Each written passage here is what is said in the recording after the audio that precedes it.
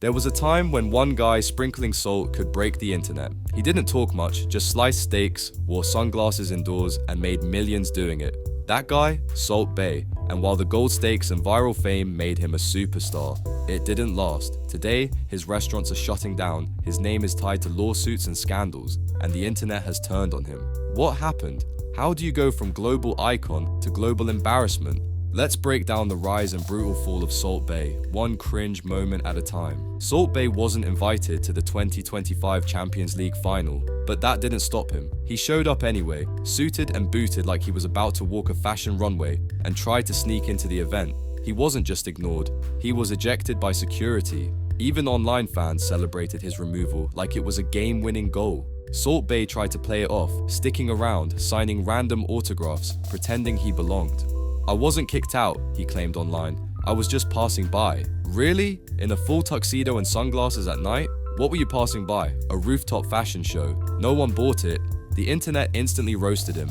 But the thing is, this wasn't even his first offense. Rewind to 2022. Argentina just won the World Cup. The team was crying, hugging, celebrating the most emotional victory of their lives, and suddenly, Salt Bae appears on the pitch, completely uninvited. He grabs Lionel Messi mid-celebration, tries to force a selfie, and even lifts the actual World Cup trophy, a sacred moment for players and fans. Salt Bae acted like he won the tournament. FIFA launched an investigation and banned him from future events. That was the moment everything shifted. Salt Bae went from being funny to desperate, from iconic to corny, and the internet stopped laughing with him and started laughing at him. While his ego skyrocketed, his restaurants were crashing. His flagship London steakhouse saw profits drop by nearly 50%. Reviews were brutal, overpriced, all flash, no flavor. One guy paid £600 for a gold steak and left hungry. To fill empty seats, they started offering £39 lunch specials. In Boston, one restaurant was shut down for safety violations. In New York and Miami, scandal and bad press killed the hype, from sold-out tables to ghost towns. The illusion was fading. Salt Bae's biggest mistake wasn't just being cringy, it was being greedy. He once posted a bill totaling $140,000 like it was a flex. Gold-covered tomahawk steaks, overpriced wine, and a tip big enough to cover a student's college tuition.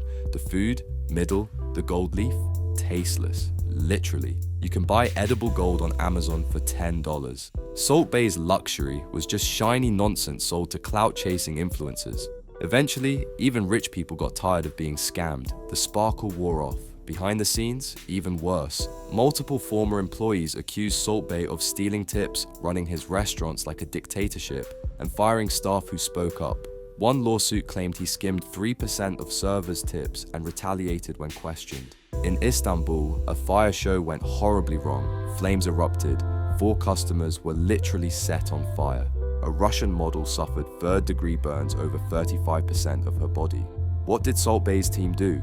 Covered it up. No apology, no accountability. Salt Bae made things worse by serving gold-covered steaks to Venezuelan dictator Nicolas Maduro during a national food crisis. While millions of citizens starved, Maduro was hand-fed $1,000 steaks like a Bond villain. Protests exploded outside his Miami location. Salt Bae stayed silent. Then, before opening another restaurant in Miami, home to thousands of Cuban exiles, he posted a tribute to Fidel Castro. Seriously, how are you this tone deaf? If the scandals weren't enough, he also once called the police on a customer who refused to pay for a $1,000 gold steak that they didn't order. A man visited Salt Bae's Miami restaurant, asked for a regular steak, got served the gold version, and tried to dispute it. They called the cops, he paid, then exposed the whole thing online. This wasn't fine dining, this was a luxury scam. Salt Bae's brand is now in freefall. Follower growth is at its lowest since 2017. Engagement down over 70%. His restaurants are bleeding money. He's being roasted in every comment section. And he still posts like nothing's changed. Spinning knives, sprinkling salt, posing on cliffs like he's in a perfume ad. The difference? No one's clapping anymore. Salt Bae didn't just fall off. He spiraled slowly, steak by steak, L by L, from cringe cameos to lawsuits, from overpriced beef to burnt-out branding. He was never just a chef. He was a meme with a restaurant budget. And once the meme stopped being funny, there was nothing left. No flavor, no soul, just salt and ego.